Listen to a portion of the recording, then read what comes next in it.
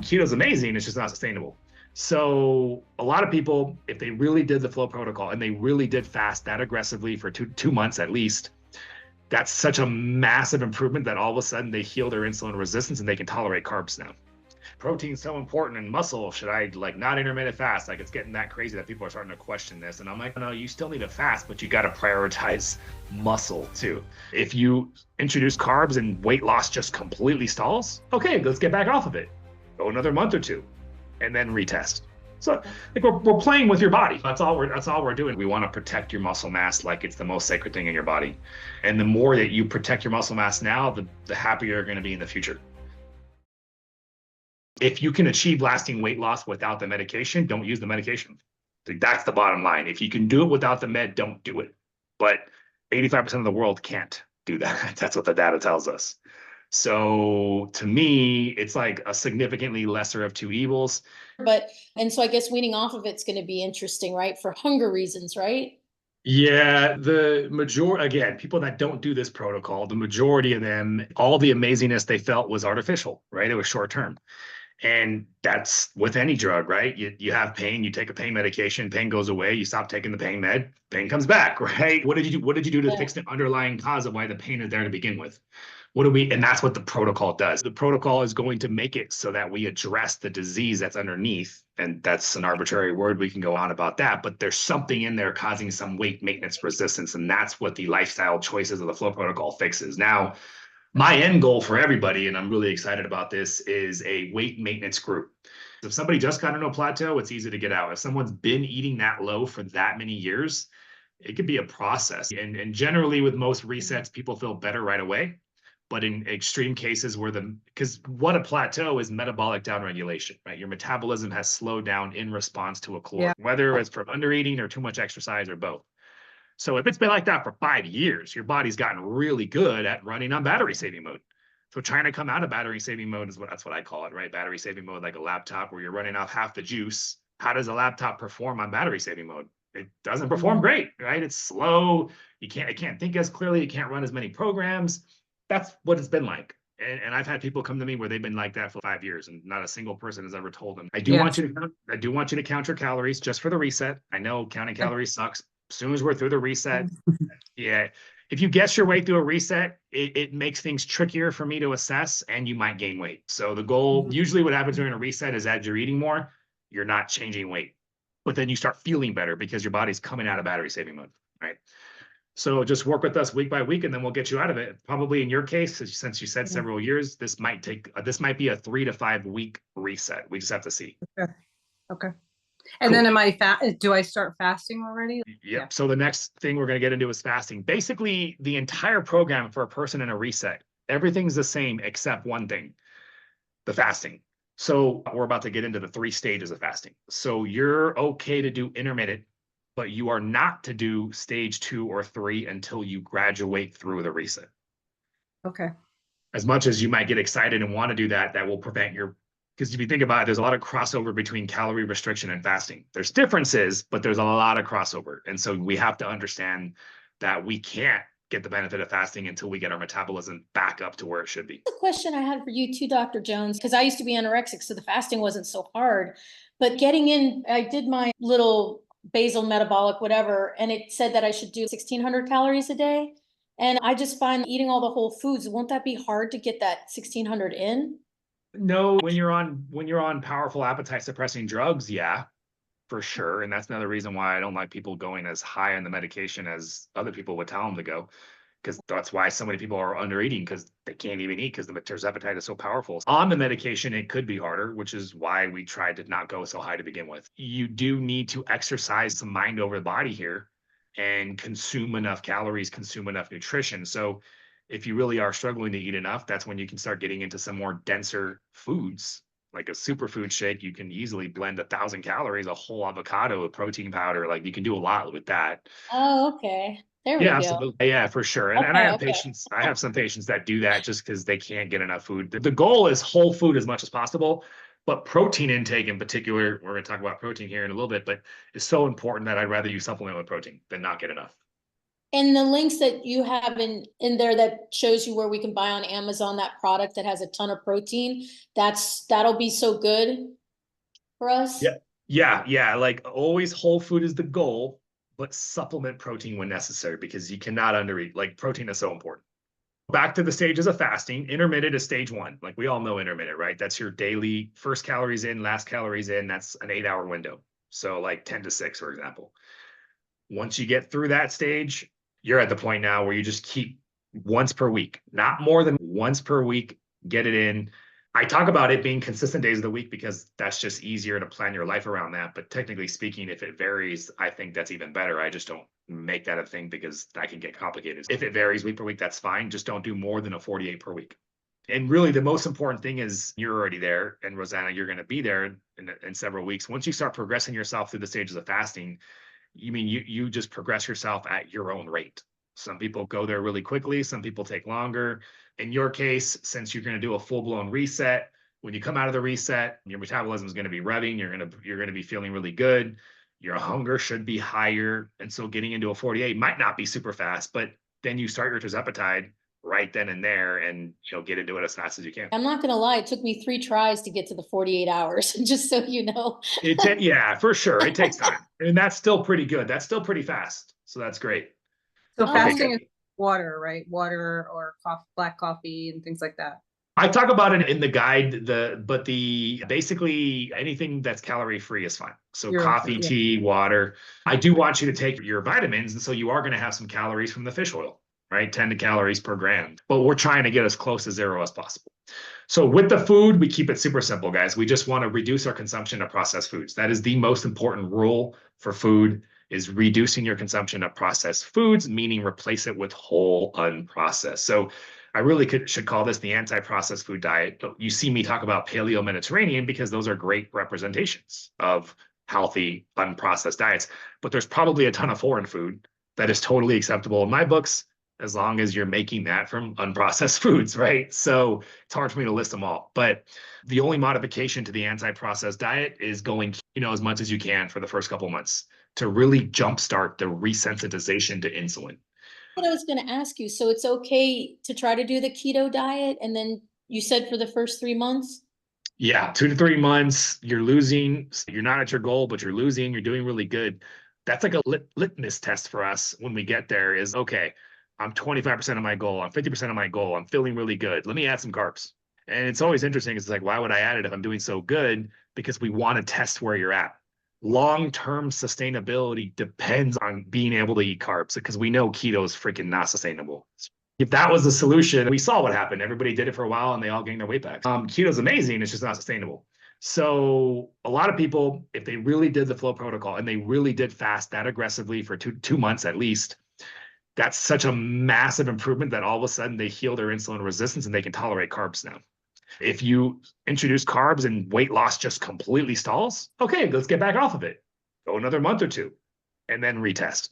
So like we're playing with your body. That's all we're doing. That's where the coaching's nice because every week we can come back in and tailor it and tweak it. And it's more affordable in the group format. It doesn't have to, I do have a one-on-one program, but it's more expensive for sure to have me one-on-one per week. So I think this level where you guys are at is perfect. In a perfect world, yeah. In a perfect life, there would be no alcohol. Sounds crazy, right? But there's just no health benefit for alcohol. You can get your resveratrol from red wine. You can get that from a supplement. That's if you need it as a social lubricant near here and there. And I would say at least during the program, let's reduce it as much as we can. And then tell yourself, do I still want it later on? And if you do, you're going to be able to tolerate the alcohol way better when you're at your weight loss goal. It's more because I have 6 weeks off right now and I'm going to be going out of town and my brother's coming and they all drink.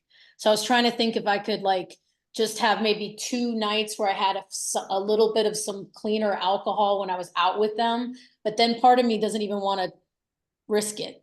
Yeah. Is it going to derail your results? Probably not. Is it going to slow down your results? Yeah. Okay. So ultimately, you're just going to have to make the decision on your own for sure. Okay, no, I got it. There you go. That was it. In addition to that, the essential kind of expands because we are fasting. So electrolytes become essential, right? So you saw my sugar-free product that I recommended. Do not forget the 1/4 teaspoon of salt. That's probably more important than the electrolytes. because a sodium deficiency will happen sooner than a potassium deficiency. So on your long fasting days, get a quarter teaspoon or 2 1/8, an eighth in the morning, eighth in the evening. Pink Himalayan Celtic salt is great because you got a higher mineral density content. But if you had to do ionized salt because you were traveling, do that. And curcumin and resveratrol, these are powerful anti-inflammatories. So I think everybody could benefit from anti-inflammation. But if we're trying to factor cost and everything, curcumin and resveratrol is technically only essential if you have an autoimmune disease or some sort of inflammatory condition going on. Or if you're a menopause, or if you have PCOS, autoimmune diseases, you better take curcumin and resveratrol. If you don't, can you be proactive and probably still benefit? Yes, but does it become a little less essential? Yeah.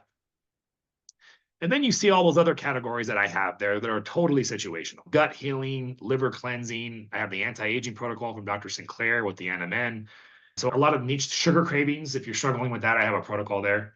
Stress and sleep is its own category. Now, one special category in the supplements is as you'll see on the list there, is the appetite suppressing supplements. So I do get people that do this program without any meds. And so they need every single appetite suppressing supplement that I have, right? As you can imagine. And even then, it's still it's more challenging than what tirzepatide does for us. So my favorite out of that category is Unimate. If you've heard of Unimate, the Feel Great system for Unicity, they have 2 products, Unimate and Balance. They have their own little protocol of doing the whole freaking thing every single day, going through it and auto ship kind of deal. I think it's a great idea to have a pack. It's up to you if you want to do it on a recurring thing or not, but it's nice to be able to say, hey, on a fasting day, for example, I'm struggling. Let me pull some Unimate out and get some situational short-term appetite suppression. That's really nice. Anything extra you have left over is going to really come in handy when you are starting to wean off. I have some people that are so and I love this. They're like, instead of going to 5 milligrams of tirzepatide, can I just add the Unimate on my 2.5? You absolutely can. So there's so many ways to go about this, right? A combo supplement med is obviously better than just relying on meds, because the higher the med that you need, the more tedious the wean off process is going to be. So you have a lot of options in front of you. And then there's a couple more below that, the Cali curb, even nicotine gum, believe it or not, is freaking amazing. There's a lot of literature on nicotine in isolation, as long as you're not a prior smoker. Huge energy boost, by the way. Just be careful with it because you'll throw up if you take too much too fast. If you are lactose or you are with dairy issues, then you should avoid it because now you're aggravating the gut. But some people have dairy issues and they're not, obviously that's a problem too. Dairy is definitely one of those categories that can be problematic, but I don't necessarily think you need to willy-nilly just cut yourself out of it unless you're having signs of it being an issue. Okay, and then also refeeding, like what I found was once I realized after the 48 hours that I could eat, I felt like my brain just went ravenous, and I ordered a bunch of food and then I couldn't eat hardly any of it. But breaking the fast, you just got to be slow and steady. That's why I'm a big soup guy. Break your fast with soups. Yeah. Bone broth is my favorite. Small amounts of soup, work your way up to whole food. Raw vegetables, raw nuts are tougher to digest. And so I wouldn't do that until deeper into the breaking the fast part. How many hours it takes for your digestive system to completely return to normal. Okay. It's a process, especially when you first do a 48-hour fast. Your body's like, your digestive system, what the, it's crazy. Like it's been off. It loved the regeneration and rejuvenation, but then turning back on after a long fast is a skill that your body will get better at over time. Months of doing this, you get better at that recovery, and then you learn your body more. Diarrhea is definitely a sign of, okay, whatever I did to break my fast, don't do that again. Yeah. Or maybe the volume was too much too fast too. Mm-hmm. And onion soup? Great with that. Organic produce, if it's in the budget, is always going to be better. High quality meats is always going to be better if it's in the budget. Not going to say it's the end all be all, but definitely is going to improve results if you can afford that in your budget. Absolutely. There's just too many pesticides. There's just too much crap. I don't even think pesticide food is 100% clean, but it's cleaner. Okay. So lack of quality sleep and stress in your life are the same thing in terms of this program, right? It causes cortisol spikes and it can be an issue. Organic produce, if it's in the budget, is always going to be better. High quality meats is always going to be better if it's in the budget. Not going to say it's the end all be all, but definitely is going to improve results. Do either of you guys feel like you're not getting 7 to 9 hours of quality sleep? Just continuing to respect your sleep is so powerful for the rest of your life. Just engrave that. I protect my sleep like it's the most important thing. And so if both of you guys sound like you get good sleep, so that's fantastic. I You might, do. Sometimes work will stress me out and I'll have a few bad nights, but generally it's good. But you added magnesium to our supplement, and that yeah, will help, right? And the vitamin D will help too. yep, Yeah. magnesium 3 and 8 specifically improve sleep. So it's a good idea to have those sleep supplements that I have handy. They're big hitters, the glycine, the best rest formula. And I'll take those proactively. If I'm ending, because I have my AM routine, I have my PM routine. So after a stressful day, I don't wait to find out if I'm restless. I just take those because today was just a little off. Today was just a little bit more stressful. So I have my routine supplements and then I look at my like situationals, right? And then the next morning, after a stressful prior day, I take my adaptogenic herbs. And because I use them that way, they're so much more powerful. And you don't get that habit. If you guys had sleep issues, then that'd be another conversation, but you don't. But I would definitely recommend having those for situational. Now, what about stress? Do you guys feel like you have some extra stress in your life? Yes, but I meditate a lot and that's been helping. So I think everybody could benefit from some stress management technique. There's so many out there. Yeah, meditation, breath work, mindfulness, journaling, drawing. There's so many apps, for example. What's different about sleep optimization, I have really good sleep optimization videos. If you were struggling with sleep, I would have told you guys to watch those. And there's all these different things you do to your environment. And you want to implement all of them if you can, because it's just like changing your environment. But with stress, you don't try 9 different stress management techniques. You just pick one stress management technique and then be consistent with it. And it's obviously subjective because it's really hard to test for cortisol. It's really expensive and really not necessary. But if you feel better with one technique, then just stick with that one. So I think everybody nowadays could benefit from a little bit of that. But okay, cool. So working out now, the most important form of working out for the rest of your life is always going to be resistance training. Period. I just cannot stress that enough. The data is actually there. People are even being like, "Oh my God, protein's so important in muscle. Should I like not intermittent fast?" Like it's getting that crazy that people are starting to question this. And I'm like, no, you still need to fast, but you got to prioritize muscle too. That's why I say in a lot of my trainings, like you're a woman, you need to lift like a 20-year-old man trying to build muscle. That's how you need to lift. The same intensity, the same approach. Because you're on an aggressive weight loss program, we want to protect your muscle mass like it's the most sacred thing in your body. And the more that you protect your muscle mass now, the happier you're going to be in the future. Because that's one of the keys to lasting weight loss is a more muscular physique. And you'll live longer and you'll be more insulin sensitive and you'll feel better. And no one's ever complained at the end of their weight loss goal if they look toned because they have muscle mass. 3 to 4 days a week, solid resistance training. Anything after that, if you have time, go ahead and add your cardio. And I talk about my favorite form of cardio is the high intensity stuff because that optimizes your hormones better. And then you can add steady state cardio after that.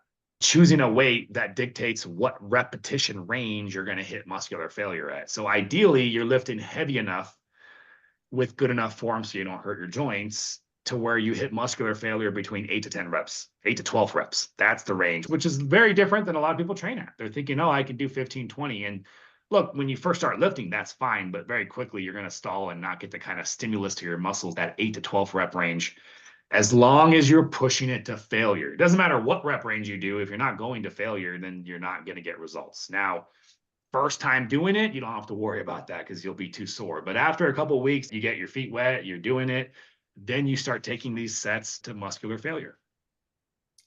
Thank you. Dr. Jones, will we be using peptides? Yeah, so it depends on what program you signed up for, right? So we have so many options, and it's all depending on what you had discussed. The most standard thing for this protocol is tirzepatide and AOD.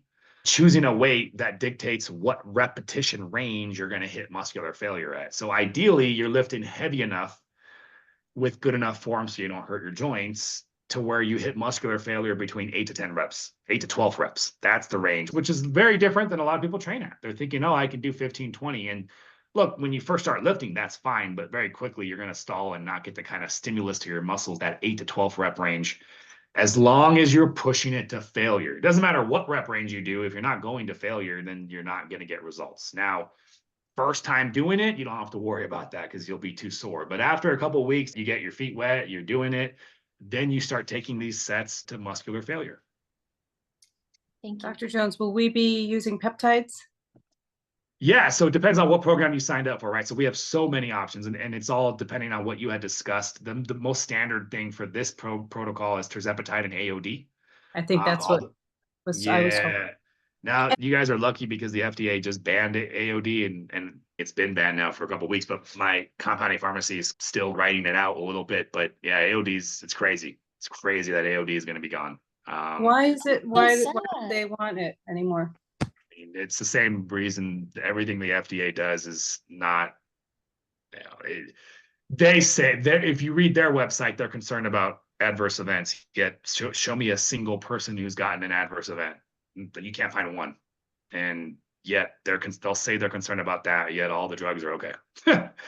This is wild, the world we live in. But this is no joke. They Will banned you a lot have of to it. stop will you have to stop prescribing it at some point? Technically we're at that point now. It's just it's not us that's pushing the envelope. It's my compounding pharmacy that's supplying it to us. Once they're out of their batch, I think they're done. Now we still have other peptides, and I'm like, MOTS-C is going to be my main replacement one. That one's really awesome. But yeah, it's crazy how close to we are to being out of AOD.